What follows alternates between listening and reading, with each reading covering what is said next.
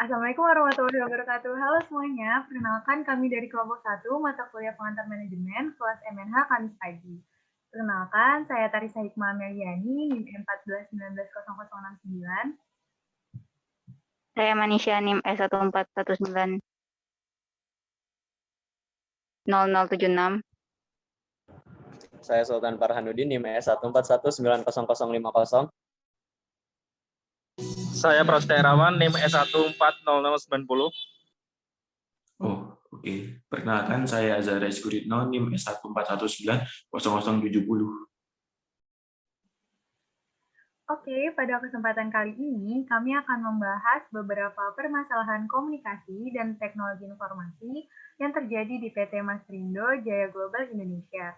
PT Masrindo Jaya Global Indonesia merupakan sebuah perusahaan manufaktur yang memproduksi keperluan bangunan.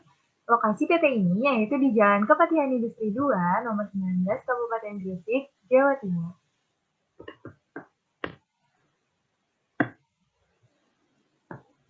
Seperti yang kita ketahui, komunikasi organisasi merupakan pengiriman dan penerimaan berbagai pesan organisasi di antara dua orang, di antara sekelompok kecil masyarakat, atau dalam satu hingga beberapa bidang untuk mempengaruhi perilaku organisasi tersebut.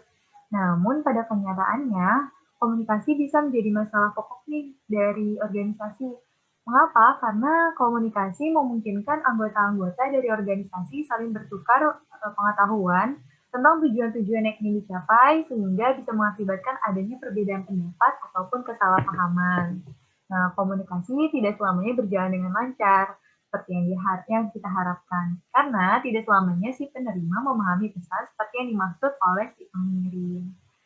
Untuk permasalahan yang dihadapi di PT ini, yaitu terjadi pada tahun 2014 silam. PT Masrindo Jaya Global Indonesia mengalami hambatan dalam penyampaian informasi dan data kerja antar divisi. Permasalahan yang terjadi di PT Masrindo Jaya Global Indonesia ada beberapa macam, yang mana hal tersebut tentunya menyebabkan terganggunya sistem perusahaan.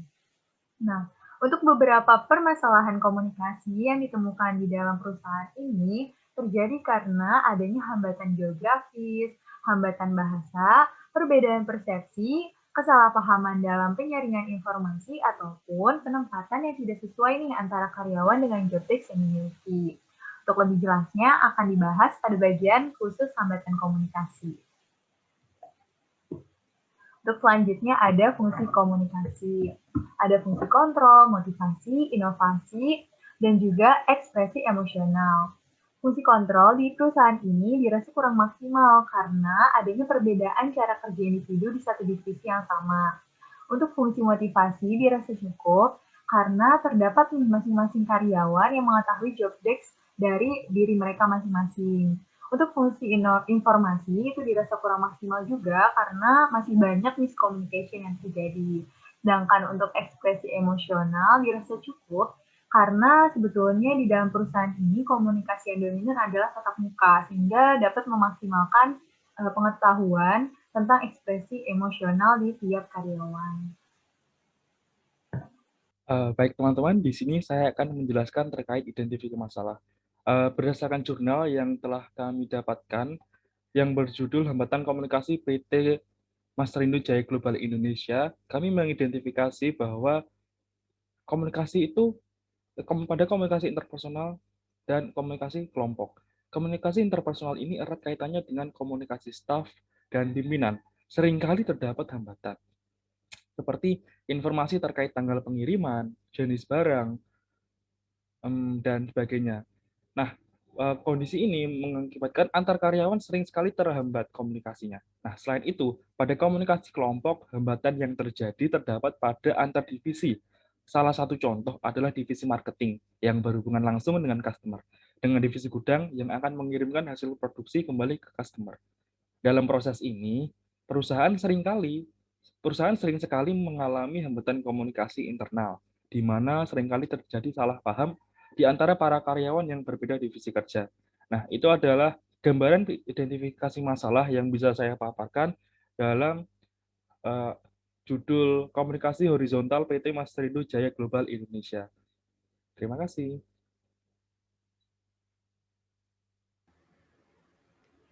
Berikutnya adalah analisis masalah komunikasi interpersonal yang ada di PT Master Indo Jaya Global Indonesia. Hambatan yang terjadi di perusahaan ini ada dua, yaitu hambatan bahasa dan hambatan berupa penyaringan. Yang dimaksud dengan hambatan bahasa adalah perbedaan bahasa yang digunakan oleh komunikator dalam menyampaikan pesan yang bisa menyebabkan kesalahpahaman. Hal ini terjadi pada divisi purchasing dan divisi maintenance, di mana divisi purchasing ini yang menangani masalah pembelian dan ekonomi seperti pembelian alat, pembelian mesin, pembelian supply, dan semacamnya, mengalami kendala ketika berhubungan dengan divisi maintenance yang berhubungan dengan mesin karena disebabkan oleh perbedaan bahasa. Divisi maintenance yang sehari-hari berhubungan dengan mesin tentu menggunakan bahasa yang tidak semuanya bisa dimengerti oleh divisi purchasing. Jadi sering sekali terjadi kesalahpahaman di antara kedua divisi ini. Penyebabnya adalah perbedaan bahasa yang digunakan dan makna yang ditafsirkan oleh komunikator antara kedua divisi ini berbeda karena latar belakang divisi kerja mereka yang berbeda. Berikutnya adalah hambatan yang kedua adalah penyaringan yang dilakukan oleh salah satu manajer personalia. Manajer ini memilih untuk menyampaikan langsung informasi kepada karyawan karena dia sebagai penghubung antara karyawan dengan yang lain. Namun sebelum dia menyampaikan pesan tersebut, dia memilih dulu kata-katanya atau mengubah informasi yang sebenarnya. Hal ini menjadi masalah karena apabila penyaringan terus dilakukan, maka akan dapat menyebabkan kesalahpahaman dan menghambat efektivitas komunikasi. Baik, di sini saya akan menjelaskan mengenai analisis masalah komunikasi kelompok atau organisasi pada PT Master Indo Jaya Global Indonesia. Permasalahan ini bersumber dari arah aliran komunikasi dan juga tipe jaringan komunikasi yang digunakan. Yang pertama, permasalahan pada arah aliran komunikasi. Permasalahan pada arah aliran komunikasi bersumber dari downward communication dan juga arah aliran komunikasi lateral. Pada arah aliran komunikasi downward communication, permasalahan bersumber dari pemimpin perusahaan yang tidak bekerja sebagaimana mestinya. Tidak memberikan kontrol, pengawasan, dan juga arahan kepada karyawan. Hal ini membuat karyawan kekurangan informasi dan bekerja secara tidak maksimal. Yang kedua adalah permasalahan pada arah aliran komunikasi lateral.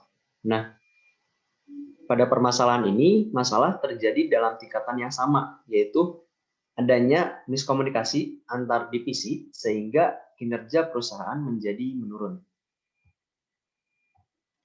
Selanjutnya, tipe jaringan komunikasi. Tipe jaringan komunikasi yang digunakan oleh PT ini ada dua, yaitu tipe jaringan well dan tipe jaringan all channel. Pada tipe jaringan well ini dapat dilihat adanya pemimpin perusahaan yang memiliki tugas dalam memberikan instruksi, perintah, dan mempunyai wewenang dalam menentukan setiap keputusan perusahaan.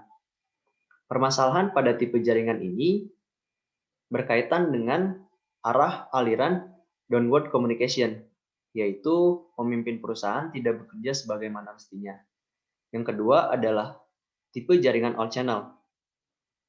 Pada tipe jaringan ini dapat dilihat bahwa komunikasi yang terjadi tidak membutuhkan perantara orang dalam penyampaian pesannya. Komunikasi yang terjalin bersifat secara terbuka dan tidak ada hierarki yang rumit.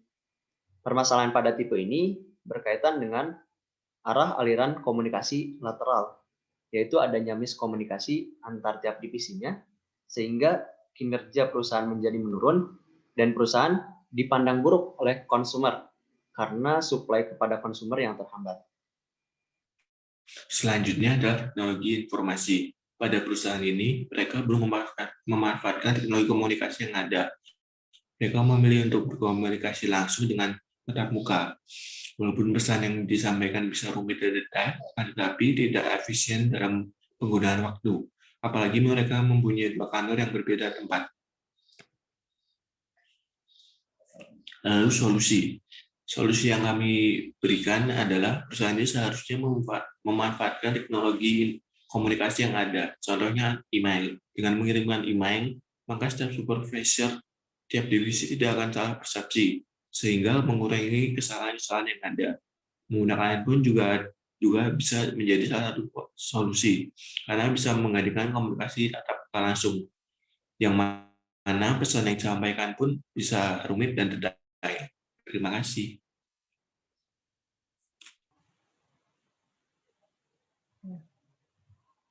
Sekian dari kelompok kami, kurang lebihnya mohon maaf. Terima kasih telah menonton. Assalamualaikum warahmatullahi wabarakatuh. Dah, oke, end meeting. Oke, udah ya.